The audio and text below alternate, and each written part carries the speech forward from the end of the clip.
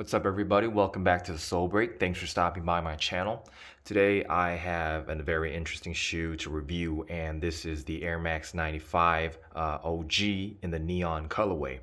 These re-released very recently in my hometown, and I was able to cop a pair for review. It actually wasn't that difficult to cop a pair, but a lot of people were excited about this model, and there was a lot of hype behind this model as well. Now, just to give you a small disclaimer, I really have no nostalgia for this model, so I don't get that same passion for this model. But I know there are a lot of people who are welcoming the return of this model with arms wide open. So yeah, I'm really happy for those people who were able to cop a pair for their collection. Let's just dive right into the shoe. Basically. This shoe can be summed up in gray and neon colors. Now, as you can see on the side of the shoe, you see that typical Air Max 95 kind of gradient color where you see start from this very light suede or nubuck material done in this very light gray, and then the shade of gray becomes darker and darker as you reach the kind of the bottom part of the medial side of the shoe. It's the bottom patch is almost this black, really dark gray stitched onto the side of the shoe. And then on the back of this shoe, you can see that neon green Nike swoosh stitched onto the sneaker. And then on the front area of the shoe, you can see that really dark gray or black suede material used for the toe area of the shoe. Moving towards the top of the shoe, you can see that really white mesh material to give you that extra breathability in the shoe. And then for the tongue, there's a mix of that, more of that kind of white mesh and then some black mesh used for the tongue of the shoe. And then on the sides, you see these lace holders done in that neon green color. And I think this is the really the key of the shoe, because it really gives the shoe pop. And then it's the most eye-catching detail you can see on these Air Max 95 models, especially on this neon green model that we have here.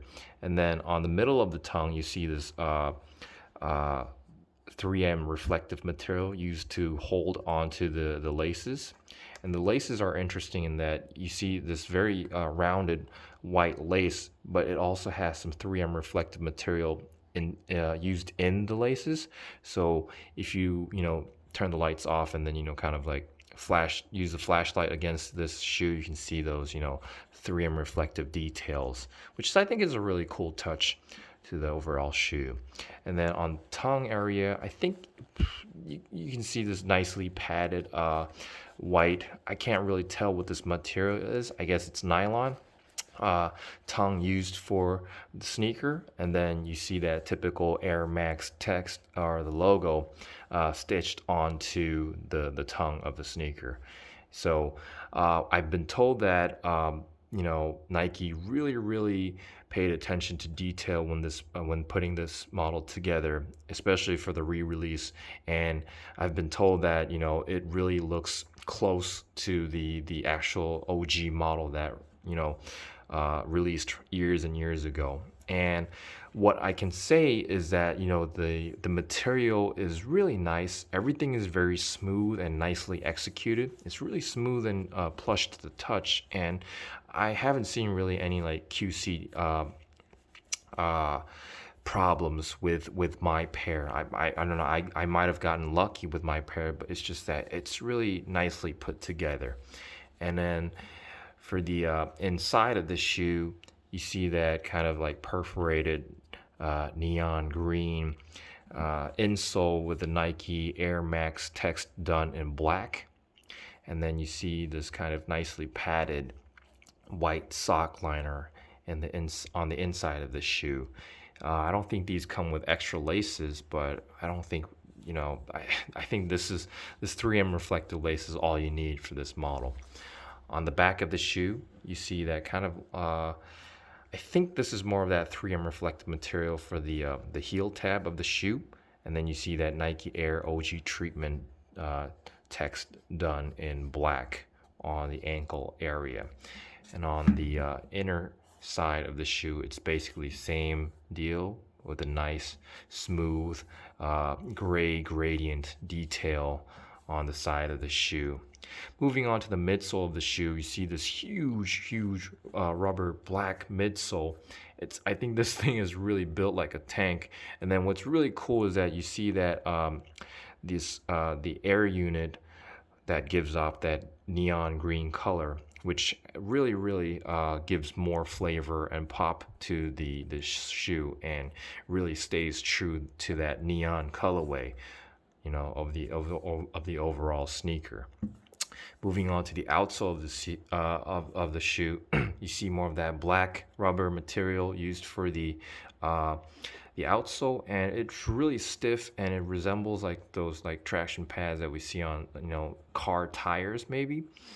And then I've been told that the text that's all here is supposed to represent the tech that went into creating this model, but I'm really not gonna get into the details of that tech because I'm not really familiar with it.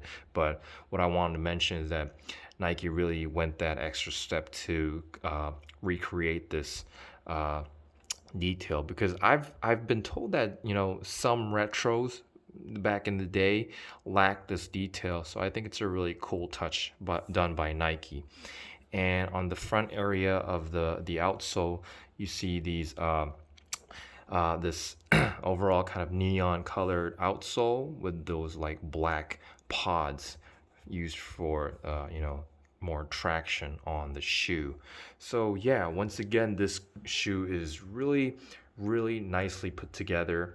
The materials are on point, the QC is on point, and again, I don't have any nostalgia for this shoe, but I've been told that the OG, the sneakerheads are quite satisfied with this re-release, because the overall execution stayed quite true to the original release of this model. And another interesting thing that I want to mention is that this shoe also comes with this kind of pink padding, and what I've been told is that you can slide this into the insole of the shoe, and this would help people with flat arches on their feet.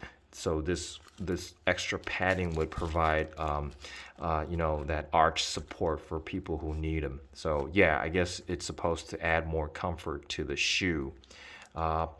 Wearability wise, I don't think this shoe would be easy or difficult to pull off. It's basically a predominantly gray shoe with some neon details. So whether you want to wear it to work, or whether you want to wear it for your workouts, it should just be fine. It should be easy to pull off with your daily outfit.